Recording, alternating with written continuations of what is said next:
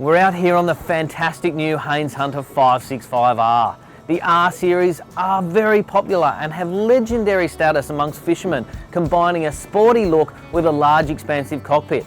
Also brilliant for families looking for more room on their boat. This boat has been designed and built for Haines Hunter owner John Haber, so it features a stack of extras you may not see on the standard package. But first, we're going to head out the heads for a spot of fishing and use the Haines Hunter 565R for its intended purpose before we come back in and take a good look around. There is no better way to test a fishing boat than to go out and actually have a little bit of a fish. The Haines Hunter 565R has plenty of room for that. I'm standing down the back here, throwing a soft plastic ahead of the boat and allowing the boat to drift down to it and slowly bringing the plastic back, hoping to catch a snapper. Alternatively, this boat is set up perfectly for people who want to actually fish baits out the back. You've got rod holders either side and you can drift the bait back down a burley trail and catch snapper that way. So we've come out the heads and we've probably come into a sou'easter at 10 to 15 knots. Just starting to blow the tops of the waves over. It's pretty choppy and we're in close to the headland, so it's creating a bit of backwash, and the 565R hull is handling it superbly. There's two of us on board and I must say it feels very confident and very sure. We have had very minimal spray coming over the front, even in these conditions, and at no time has a boat been overly tippy to one side. Very impressive for a mid-sized trailerable vessel like this. Haines Hunter have packed a stack of features into the 565R, but for me it all starts down here at the business end of the cockpit where the fishing takes place. It's got a lovely access way which provides easy access into the boat. You've got this bait prep station. It's not too imposing, doesn't take up too much room within the cockpit space, provides ample area for cutting bait and preparing lures and things like that. Also has two sturdy rod holders built into it as well, very handy. And on this side you've got your live bait tank, so if you're fishing liveys, that'll keep them well and able to be fished all day. Down underneath here we've got this section that lifts up, and that's where your battery switches and other things are located, oil tanks, and nice easy access to those. Again, that folds away, creating more space within the cockpit. One of the most ingenious designs that I've seen on a boat for quite some time is this fold-away stern here. So this folds into the boat.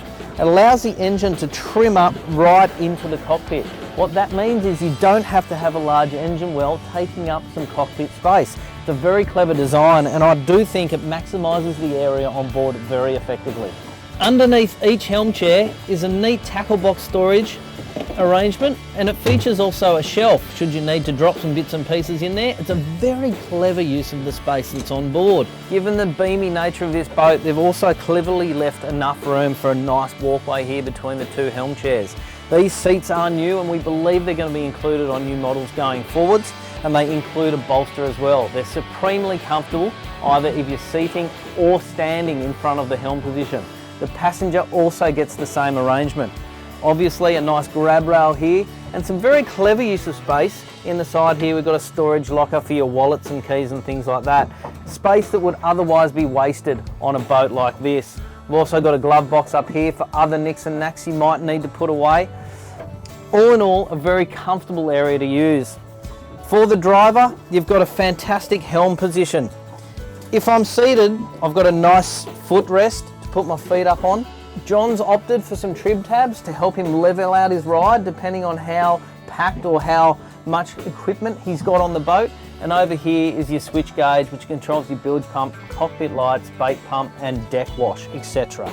It's a very comfortable area. If I stand and flip the bolster up, I've got plenty of room to stand here. I can lean against the bolster and I have full view outside of these full wraparound clears, which keep the spray out of the boat and keep you very comfortable inside. By reducing the length of the cabin, Haines Hunter have been able to increase the space in the cockpit, which is a fantastic thing if you're keen on fishing or even cruising around with family and friends.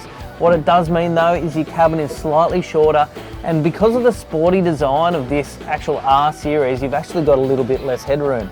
Now I can sit in here quite comfortably, but I'm only about 5'8" and a half, Anyone who is a little bit taller may find this a little bit cramped, but nevertheless, it's still a very useful space. You can use it to store things in, or you could even have a quick lie down here. There's still quite enough room. If you've got an infill, it would probably make it that much more comfortable.